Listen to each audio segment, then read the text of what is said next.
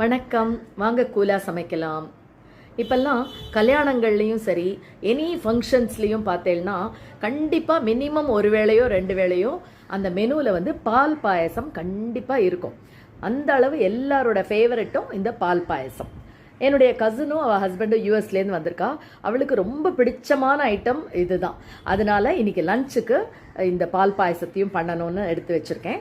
So இதுக்கு வந்து 1 litre பால் வாங்கியிருக்கேன். ஆரஞ்சு பேக்கெட் வாங்கியிருக்கேன். இந்த பால் வந்து கொஞ்சம் திக்காக இருக்கும், அதனால டேஸ்ட்டும் நல்லா இருக்கும்ன்றதுனால இந்த பால் பாயசம் பண்ணுற அன்னைக்கு மட்டும் இதுதான் வாங்குவேன். ஸோ இது வந்து இந்த 1 லிட்டருக்கு ஒரு ஃபுல் கைப்பிடி மேக்ஸிமம் எவ்வளோ முடியுமோ அவ்வளோ இது பச்சரிசி எடுத்துக்கணும். எடுத்துட்டு நல்லா ஒரு எலுப்பச்சட்டியில் கொஞ்சம் காஞ்ச உடனே இதை வந்து போட்டு சிம்மில் வச்சு வறுக்கணும். ஆக்சுவலி சில பேர் வந்து பச்சரிசிக்கு பதிலாக பாஸ்மதி ரைஸில் பண்ணுறவா இருக்கா.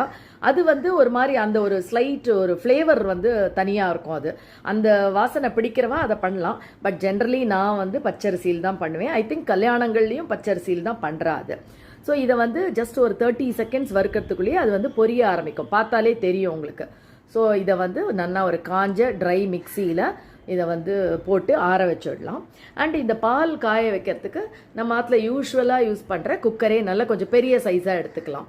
அடிகனமான குக்கரை எடுத்துக்கணும். அதில் வந்து இந்த பால் பேக்கெட்டை கட் பண்ணி அதுலேயே இப்போ காய்ச்ச போகிறேன்.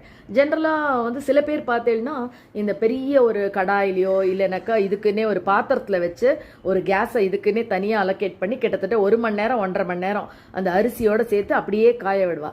அது அந்த 1.5 மணி நேரம் கொதிச்சு சுண்டி அது வந்து பால் பாயசம் ரெடி ஆகும். பட் அவ்வளோ டைம் கன்சியூம் பண்ணுறதுக்கு நான் எப்போதும் பண்ணுறதில்ல. இந்த மாதிரி ஷார்ட்கட்டில் தான் பண்ணுவேன். இது ரொம்ப குயிக்காக பண்ணிடலாம், ஈஸியாக பண்ணிடலாம், டேஸ்ட்டும் ரொம்ப நல்லா இருக்கும், கல்யாண பாயசம் மாதிரியே இருக்கும். ஸோ இதை வந்து இப்போ கொதிக்க விட்டுருக்கேன். இந்த ஆறின அரிசியை வந்து நம்ம ஜஸ்ட்டு மிக்சியில் போட்டு 2 திருப்பிக்கணும். இது வந்து ஆக்சுவலி ரொம்ப மாவாக்கிடக்கூடாது, ஜாக்கிரதையாக பார்த்து அந்த ரவை பதத்தில் எடுத்துட்டா போகிறோம். இப்போ பால் காஞ்செடுத்து இதை ஒரு கரண்டியால் நல்லா கிளறி விட்டுண்டே இந்த அரிசி பொடியை வந்து அதில் சேர்த்துடலாம்.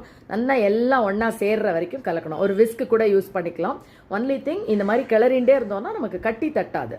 ஸோ அண்ட் இன்னொன்று மெயின் திங், அந்த ஒரு கைக்கு மேலே கண்டிப்பாக போடாதீங்க, கட்டி தட்டிடும்.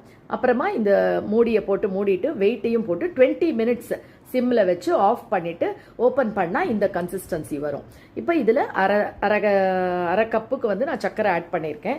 ஆக்சுவலி இன்னும் கொஞ்சம் சர்க்கரை போடணும். பட் எங்காத்தில் எப்போதுமே இவர் வந்து மில்க் மெய்ட் போட்டால் தான் டேஸ்ட் என்ஹான்சிங் அப்படின்றவர். அதனால மில்க் மெய்ட் ஃபுல்லாக இந்த சின்ன டின் ஃபுல்லாக ஆட் பண்ணி கொஞ்சமாக ஏலக்காய் பொடி இல்லை சாஃப்ரான்றதை ஆட் பண்ணி 10 மினிட்ஸ் கொதிக்க விட்டால் எம்மி பாயசம் ரெடி. ட்ரை பண்ணி